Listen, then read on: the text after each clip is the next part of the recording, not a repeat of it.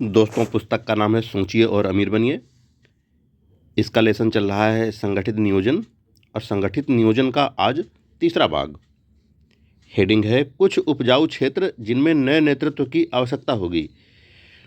इस अध्याय को छोड़ने से पहले आपका ध्यान कुछ उपजाऊ क्षेत्रों पर ले जाया जाएगा जिनमें नेतृत्व की गिरावट आई है और जिनमें एक नए प्रकार का नेता अवसरों की बहुतायत पा सकता है। नंबर 1, राजनीति के क्षेत्र में नए नेताओं की सबसे आग्रहपूर्ण मांग है। एक ऐसी मांग जो आपातकालीन स्थिति से कुछ कम का संकेत नहीं करती है। ऐसा मालूम होता है कि अधिकतर राजनेता उच्च कोटि के वैध धूर्त बन गए हैं। उन्होंने करों में वृद्धि की है और उद्योग और व्यापार के प्रशासन को तब तक के लिए भ्रष्ट कर दिया है जब तक लोग इसका बोझ और सहन न कर सकें।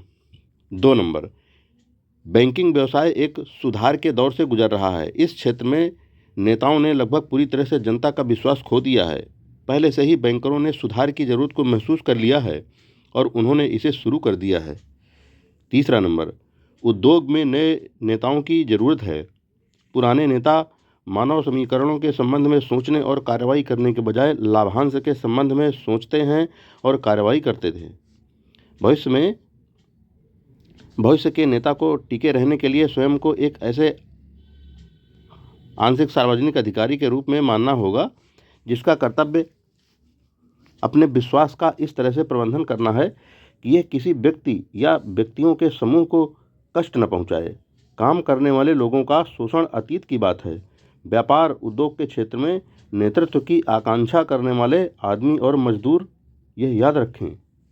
4 नंबर, भविष्य के धार्मिक नेता अपने अनुयायियों की अस्थायी ज़रूरतों के लिए वर्तमान की उनकी आर्थिक और व्यक्तिगत समस्याओं के समाधान पर अधिक ध्यान देने के लिए और मृत अतीत और अभी तक अजन्मे भविष्य पर कम ध्यान देने के लिए विवश हो जाएंगे।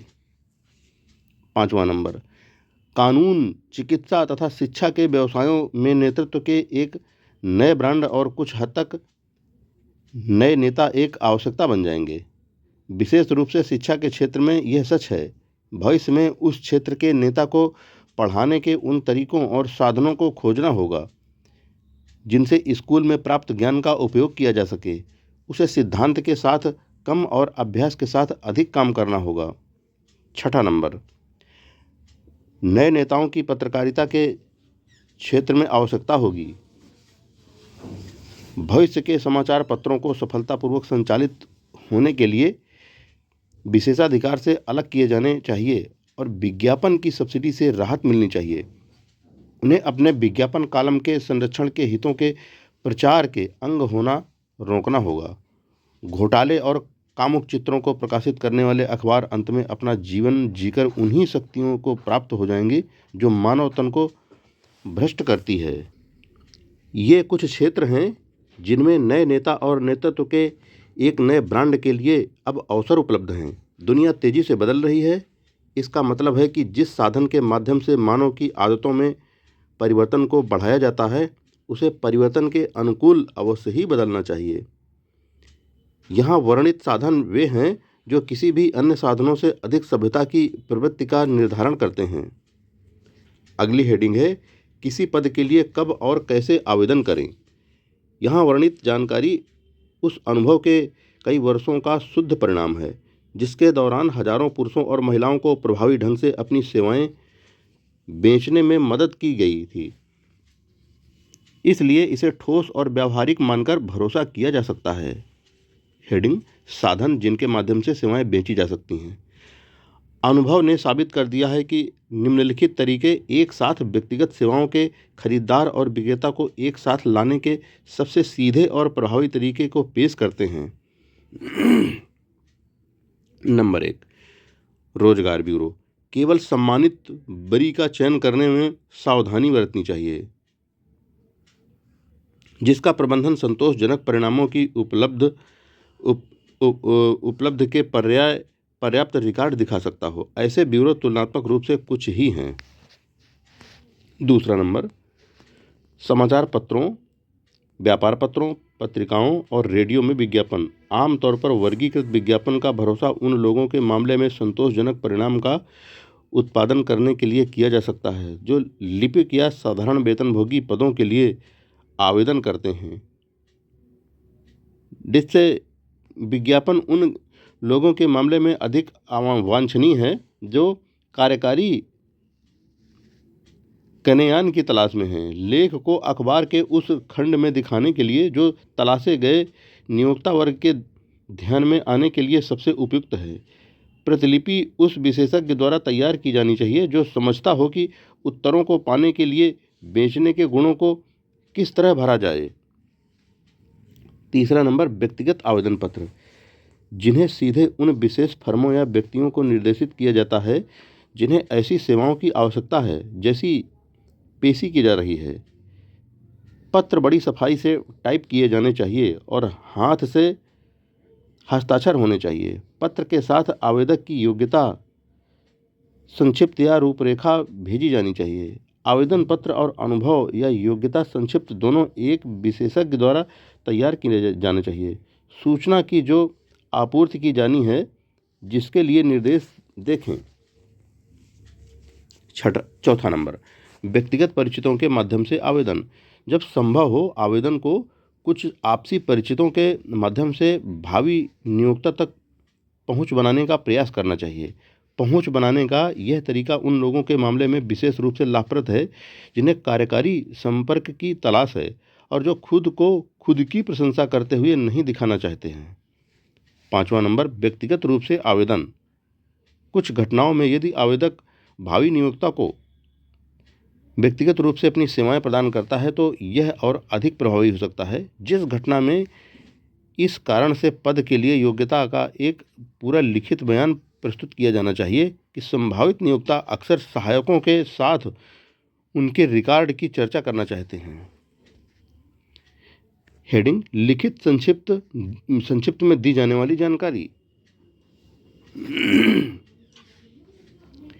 इस संक्षिप्त को इतनी सावधानी से तैयार किया जाना चाहिए जितनी सावधानी से एक वकील अदालत में चलने वाले मामले का संक्षिप्त तैयार करता है। जब तक आवेदक ऐसे संक्षिप्त की तैयारी में अनुभवी नहीं होता है तब तक एक विशेषज्ञ से सलाह ली जानी चाहिए और इस उद्देश्य के लिए उसकी सेवाओं का सहयोग प्राप्त किया जाना चाहिए। सफल व्यापारी उन पुरुषों और महिलाओं को रोजगार देते हैं जो अपने माल की खूबियों को पेश करने के लिए विज्ञापन की कला और मनोविज्ञान को समझते हैं। जिसके पास बिक्री के लिए व्यक्तिगत सेवाएं हैं उसे ऐसा ही करना चाहिए। निम्नलिखित जानकारी संक्षिप्त में प्रकट होनी चाहिए। नंबर 1, शिक्षा। संक्षिप्त में लेकिन स्पष्ट लिखें कि आपकी स्कूली शिक्षा क्या कर रही है और स्कूल में आपने किन विषयों में विशेषज्ञता ली है, इसका कारण भी बताएं। 2 नंबर, अनुभव। यदि आपका इसी तरह के पद के संबंध में कोई अनुभव रहा है जो पद आप खोज रहे हैं तो पूरी तरह से इसका वर्णन करें। पूर्व नियोक्ताओं के नाम और पते बताएं। किसी भी विशेष अनुभव को जो आपको रहा हो स्पष्ट करना सुनिश्चित करें जो आपको उस पद को भरने में समर्थ कर देगा जिसे आप खोज रहे हैं। तीसरा नंबर, संदर्भ। व्यावहारिक रूप से हर व्यापार फर्म में जिम्मेदारी के पदों की तलाश करने वाले संभावित कर्मचारियों के पिछले रिकॉर्ड, पूर्ववृत्त आदि के बारे में जानने की इच्छा रखता है।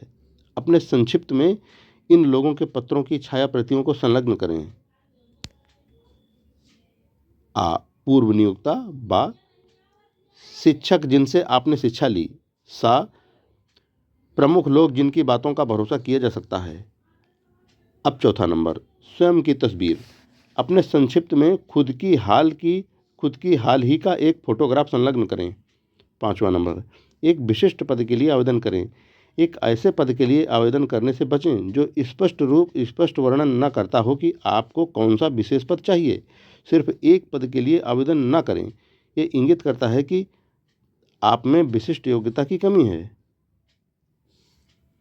6, उस विशेष पद के लिए अपनी योग्यता बताएं जिसके लिए आप आवेदन कर रहे हैं। पूरी जानकारी दें कि आप किस कारण से विश्वास करते हैं कि आप उस विशेष पद के योग्य हैं जिसे आप खोजते हैं। यह आवेदन है। किसी भी अन्य चीज़ से अधिक निर्धारण करेगा कि आपको क्या करना हो, आपको क्या प्राप्त होगा। 7 नंबर, परख अवधि पर कायम काम करने का प्रस्ताव रखें।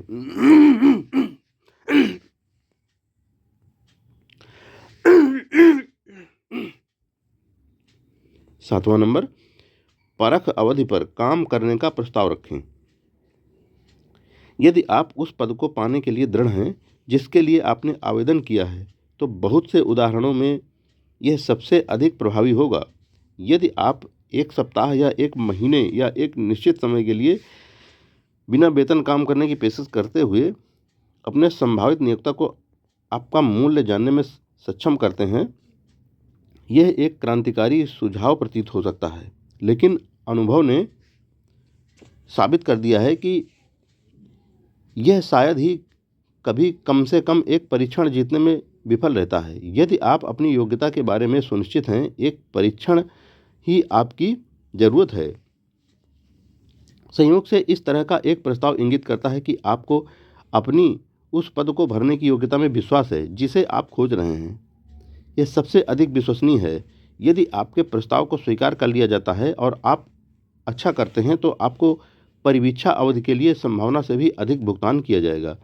आपका प्रस्ताव जिस तथ्य पर आधारित है स्पष्ट करें। आ नंबर, पद के लिए अपनी क्षमता में विश्वास। बा नंबर, परीक्षण के बाद आपको काम देने के आपके संभावित नियोक्ता के फैसले में आपका विश्वास। सा नंबर, वांछित पद को पा लेने का आपका दृढ़ संकल्प। 8वां नंबर, अपने भावी नियोक्ता के कारोबार का ज्ञान। एक पद के लिए आवेदन करने से पहले उस व्यापार के साथ खुद को अच्छी तरह से परिचित कराने के लिए व्यापार से संबंधित अनुसंधान करें और अपने संक्षिप्त में इस क्षेत्र में प्राप्त किए जा चुके ज्ञान का संकेत दें।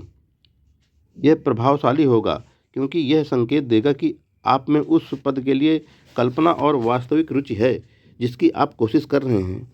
याद रखें कि सबसे अधिक कानून जानने वाला वकील नहीं होता, बल्कि वह होता है जो सबसे अच्छे तरीके से अपने मामले तैयार करता है, जो जीतता है। यदि आपका केस ठीक तरह से तैयार और प्रस्तुत किया जाता है तो आधी से ज़्यादा जीत तो शुरू में ही मिल जाती है। अपने संक्षिप्त को बहुत लंबा बनाने से डरे नहीं। नियोक्ता भी योग्यता प्राप्त आवेदकों की सेवाएं खरीदने में उतनी ही दिलचस्पी लेते हैं जितनी आप रोजगार हासिल करने में लेते हैं। वास्तव में सबसे सफल नियोक्ताओं की सफलता मुख्य रूप से सुयोग्यता प्राप्त सहयोगियों के चयन करने की उनकी क्षमता की वजह से होती है। वे सभी जानकारियां प्राप्त करना चाहते हैं। एक और बात याद रखें, आपके संक्षिप्त की तैयारी में सफाई यह संकेत देगी कि आप एक श्रमसाध्य व्यक्ति हैं। मैंने अपने ग्राहकों को ऐसे संक्षिप्त तैयार करने में मदद की है जो इतने आकर्षक और असाधारण थे कि व्यक्तिगत साक्षात्कार के बिना ही आवेदक को रोजगार मिल गया। जब आपका संक्षिप्त पूरा हो चुका हो तो इसे बड़े करीने से एक अनुभवी जिल्दसाज से बंधवाएं और एक कलाकार से या प्रिंटर द्वारा लिखवाएं। निम्न के समान। हेडिंग, रॉबर्ट के स्मिथ की योग्यता का संक्षिप्त। दी ब्लैक कंपनी इंक के अध्यक्ष के निजी सचिव पद के लिए आवेदन। हर बार जब संक्षिप्त दिखाया जाए तो नाम बदल दें। यह निजी स्पर्श निश्चित रूप से ध्यान आकर्षित करता है। अपने संक्षिप्त को बड़े करीने से सबसे अच्छे प्राप्त कागज पर टाइप या प्रिंट करवाएं और पुस्तक कवर किस्म के एक भारी कागज से इसे बंधवाएं। जिल्दसाज बदल दिया जाना चाहिए और यदि इसे एक से अधिक कंपनी में दिखाया जाना है तो उचित फर्म का नाम बदलें। आपके संक्षिप्त के एक पृष्ठ पर आपका फोटोग्राफ चिपकाया जाना चाहिए।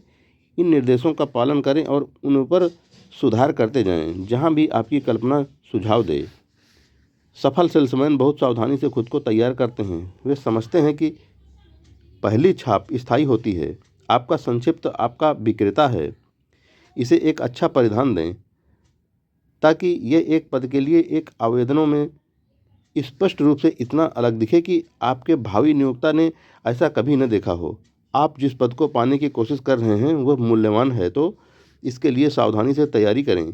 इसके अलावा यदि आप खुद को एक नियोक्ता को इस तरह से बेचते हैं कि वह आपके व्यक्तित्व से खुश हो जाता है, तो आप शायद बहुत शुरू से ही अपनी सेवाओं के लिए परंपरागत तरीके से रोजगार के लिए आवेदन से प्राप्त काम द्वारा अर्जित धन की तुलना में अधिक धन प्राप्त करेंगे। यदि आप एक विज्ञापन एजेंसी या एक रोजगार एजेंसी के माध्यम से रोजगार की तलाश करते हैं, तो एजेंट से अपनी सेवाओं के विपणन में अपने संक्षिप्त की प्रतियां इस्तेमाल करवाएं। ये आपके लिए वरीयता हासिल करने में एजेंट और संभावित नियोक्ताओं दोनों की मदद करेगा। दोस्तों, संगठित नियोजन का तीसरा भाग हम यहीं पर पूरा करते हैं और अब चौथे भाग में वह पद कैसे पाएं जो आप चाहते हैं, ये प्रस्तुत किया जाएगा। तब तक के लिए जय हिंद फ्रेंड्स।